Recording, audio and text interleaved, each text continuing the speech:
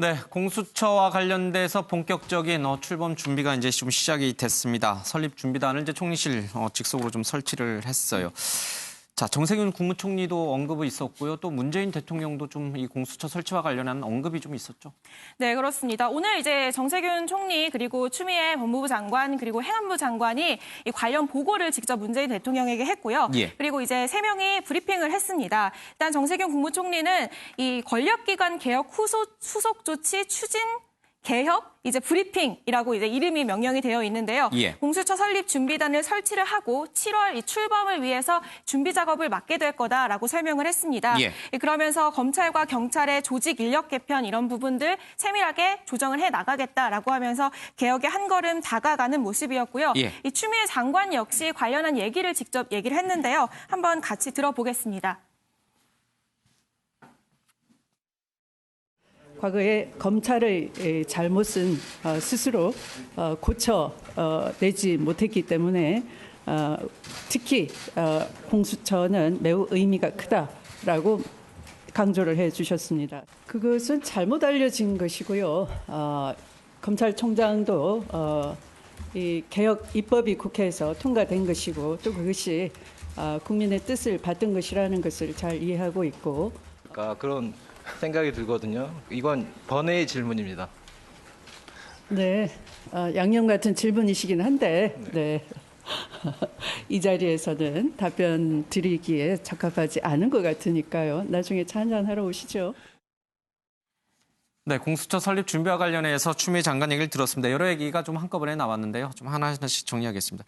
이현종 의원은 어떻게 보세요? 오늘 문 대통령이 추미애 장관도 그런 얘기했습니다. 과거의 검찰은 스스로 잘못을 고쳐내지 못한다. 그러니까 이게 과거에라는 말을 빼면은 검찰은 잘못을 스스로 고쳐내지 못한다. 지금 윤석열 검찰을 마치 질책하는 것처럼 들릴 수 있는데 앞에 과거이라는 수식어를 집어넣게 되면은 지금 검찰이 아니라 과거의 검찰이라고 좀 약간 시점이 한정이 돼요? 네, 여러 가지로 해석할 수 있는 그런 좀 의미는 있는 것 같아요. 예. 즉 검찰 스스로가 개혁하지 못하기 때문에 이제 외부적인 어떤 충격에 의해서 개혁을 한다라는 이제 원칙적인 입장을 이야기를 한 것 같습니다. 예.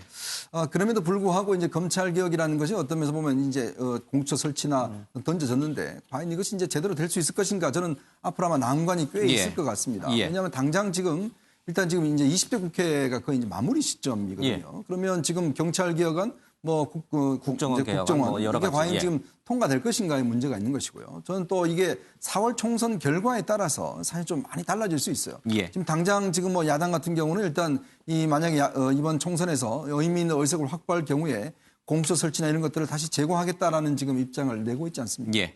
그리고 지금 검찰 같은 경우도 지금 보면 검찰의 수사가 지금 어떤 면에서 계속 진행되고 있기 때문에 예. 이 수사의 향방에 따라서 사실 어떤 면에서 많이 좀 좌우될 수가 있습니다. 예. 결국 이제 이 문재인 정부에서 밀어붙이는 이 검찰 개혁의 동력이 과연 이제 4월 총선을 통해서 확보될 수 있을 것인가 없을 것인가. 예. 이게 사실 어떤 면에서 앞으로 검찰 개혁을 좀 가늠하는 그런 중요한 계기가 되지 예. 않을까 그런 생각이 듭니다.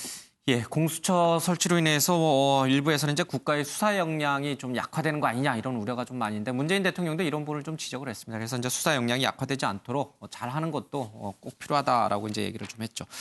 앞서 이 추미애 장관의 얘기를 들었습니다만은 최은미 기자, 윤석열 총장하고 추미애 장관이 우리는 사실 굉장히 지금 갈등을 빚고 있다라고 우리는 지금 생각을 하고 있잖아요. 본인 입으로 아니라고 부인한 건 오늘 처음 있었던 것 같아요. 네, 그렇습니다. 그러니까 공수처 후속 조치에 대해서 장관이 브리핑을 하는데 기자들이 사실 좀 짓궂은 질문을 한 거죠. 예. 검찰 안에서는 지금 이렇게 공수처 후속 조치가 착착 진행되는 이런 일련의 과정들, 검찰 예. 개혁이 다 이제 정치적 의도를 가지고 정권이 정치적 의도를 가지고 하는 거라는 시각이 있다라는 이야기를 하면서 이제 어떻게 윤 총장이 혹시 당부하고 싶은 말이 있느냐라고 이제 물었더니 그건 잘못 알려진 거다라고 이야기를 했습니다. 그러니까 어떤 갈등도 없다라는 식으로 얘기하면서 윤 총장도 이번 개혁 입법이 국민의 뜻을 받든 거라는 걸 잘 이해하고 있고 개혁에 동참하겠다고 첫 번째 만났을 때 나랑 분명히 약속을 했다. 그 얘기를 했고요. 그러면서 아까 잠깐 나왔는데 이제 질문이 그거였어요. 윤 총장 요즘에 대선 후보 지지율이 높게 나오는데 그거에 대해서는 또 어떻게 생각하시냐라고 물었더니 사실상 좀 웃으면서 이 자리에서 답변을 드리기는 조금 적합하지는 않은 것 같다라면서 나중에 차나 한잔 하러 오시라라고 이제 말을 맺었습니다. 윤석열 총장 지지율이 어느 정도길래 기자가 저런 질문을 했어요? 네, 26일에서 28일 동안 이 성인 남녀 1,000명 정도를 대상으로 예.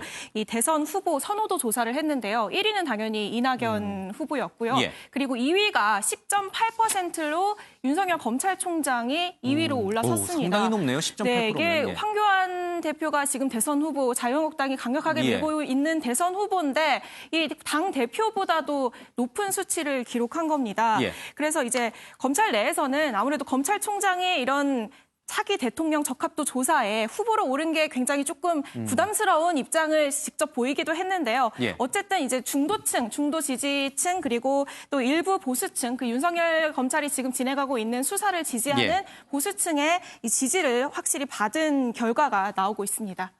만약에 추미애 장관 집어넣으면 얼마나 나올 것 같아요? 잘 모르겠어요.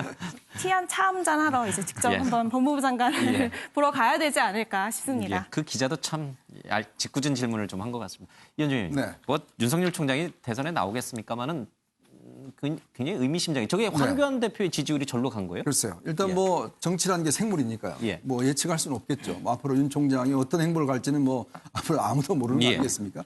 근데 이제 어떤 면에서 보면 이 지지도가 이렇게 나온 것은 한편으로 보면 이제 검찰 수사 아무래도 최근에 노출도가 높기 때문에 예. 이제 또 이런 나온 측면이 있는 것이고 예. 또 검찰 수사에 대한 어떤 또 지지라는 측면도 나올 수가 있을 것인데 예. 아무래도 저는 의미가 있는 게 뭐냐면 야, 황교안 대표가 역시 아직까지 야권의 후보로서 어떤 확고한 자리를 못 차지했구나라는 아. 그런 또 의미도 있어요. 예. 왜냐하면 지금 여권의 후보로서는 지금 사실은 이낙연 총리가 있는 것인데 예. 사실 요즘 보면 좀 이낙연 총리도 지금 정세균 지금 총리도 상당히 지금 앞으로 아마 상당히 변수가 될 수 있다. 변수가 될 수 있을 것 같고 예. 그리고 황교안 대표 입장에서 보면 역시 아직까지 좀 불안한 상황이다. 그리고 예. 윤석열 총장도 앞으로 이 검찰 수사가 어떻게 진행되는가에 따라서 사실은 저는 뭐 이 오랫동안 정치권을 봐왔지만 어떻게 될지 모릅니다. 사실 앞으로 제 운명도 모르는 상황이니까 앞으로 윤 총장이 과연 예. 이제 정치권을 갈지 아니면 안 할지 예. 이거는 좀 지켜봐야 될 것 같습니다. 예.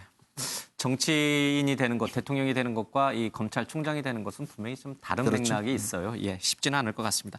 근데 앞서 추미애 장관이 윤석열 총장하고 갈등은 없다라고 얘기를 하긴 했습니다만 오늘 윤석열 총장이 검사들 앞에서 소신껏 일하라 이렇게 얘기를 했어요. 그러니까 그 맥락은 조금 또 달리 읽혀요. 그렇습니다. 지난 예. 23일 날 이제 2차 검찰 인사가 예. 있었잖아요. 이제 그때 인사가 난 검사들이 이제 가면서 전출식이 오늘 있었는데 예. 이 자리에서 이제 윤석열 총장이 공직자의 본분을 다하고 소신 있게 올바른 검찰권 행사에 노력해달라 이런 예. 얘기를 했거든요. 그러니까 올바른 검찰권 행사에 노력해달라. 저는 이 부분에 좀 방점을 찍고 싶은데 예. 최근 어저께 이제 임종석 전 실장이 검찰 출석을 하면서 검찰권에 대한 뭐 검찰의 이제 수사가 남용된다 이런 부분들을 또 얘기하고 비판하고 했지 않습니까? 예. 그렇기 때문에 아마 이 부분을 조금 언급한 게 아닌가 저는 이렇게 싶고요. 예. 그리고 전출식에 오늘 추미애 장관은 참석하지 않았어요. 이제 예. 그 당초는 이제 검찰총장한테 이제 인사 겸 하는 전출식이 끝나고 추미애 장관한테 가서 이제 보고를 이제 인사에 대한 보고를 하는데 예. 오늘 이제 추미애 장관이 보고를 받지 않겠다 뭐 이런 얘기를 했더라고요. 근데 이제 법무부에서는 뭐 이렇게 장관이 독자적으로 결정할 수 없는 국정 관련 중요한 일정 때문에 그렇다 이렇게 해명을 했는데 일각에서는 지금 뭐 청와대 선거 개입 뭐 수사 의혹 뭐 이런 검사들을 지금 거의 좌천하다시피 했는데 이 부분 때문에 뭐 보고를 받지 않은 거 아니냐 뭐 이런 예. 의구심도 나오긴 합니다.